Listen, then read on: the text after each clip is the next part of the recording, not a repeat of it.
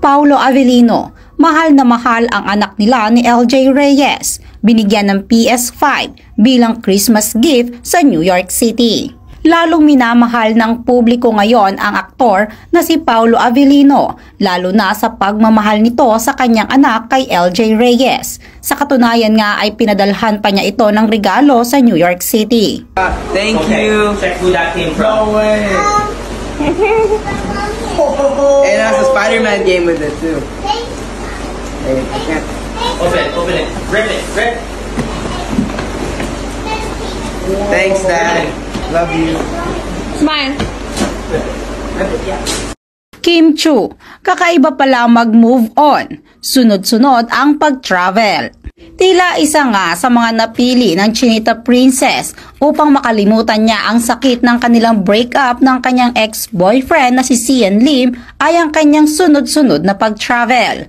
Sa katunayan nga ay nagpunta na ito ng Amerika upang makasamang muli ang kanyang mga kaibigan na sina Angelica Panganiban at Bella Padilla. Makikita naman sa mga photos na ibinahagi ni Bella Padilla sa kanyang social media na talagang masaya silang muling magkita ng kanyang kaibigan na si Kim Chiu at nakapag-jogging pa nga sila. Annabelle Rama, hindi nakasama ang mga apo sa Japan. Sara Labati, hindi pumayag. Sa naging interview ni Annabelle Rama with MJ Felipe ng ABS-CBN, sinabi nito na magpapasko sila sa Japan kasama ang lahat ng kanyang pamilya.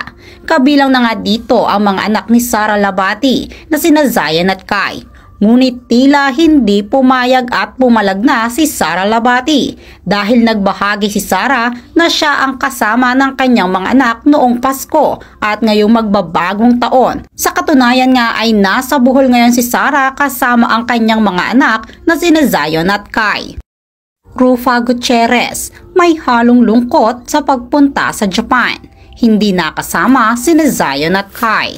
Noong nakaraang Pasko ay ibinida ni Rufa Gutierrez ang kanyang mga pamangkin at nilagyan niya ito ng mga caption na "May this holiday season bring you peace, love, and the simple joys that make life beautiful. Merry Christmas." Bagamat nakasama ni Rufa Gutierrez ang kanyang mga anak na sina Lorene Bectas at Venice, may halong kalungkutan naman ngayon ang kanyang puso dahil hindi nakasama ng kapatid niyang si Richard Gutierrez ang kanyang pamilya, lalo na ang mga anak nito na sina Zion at Kai.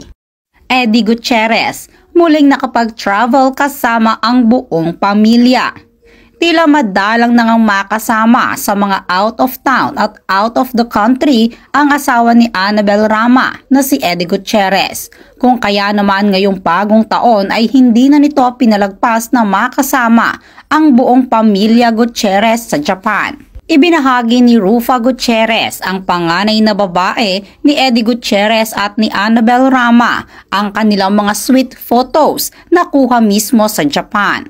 Sa ilang mga photos na ibinahagi ni Rufa, tila hindi nila nakasama ng ilang araw ang kanyang kapatid na si Richard.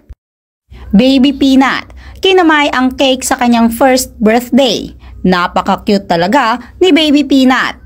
Kinagiliwan ng mga netizens ang mga ibinahagi ni Luis Manzano sa kanyang social media dahil napaka-cute talaga ni Baby Peanut. Caption nga ni Luis sa kanyang pagbati para sa first birthday ng kanyang anak.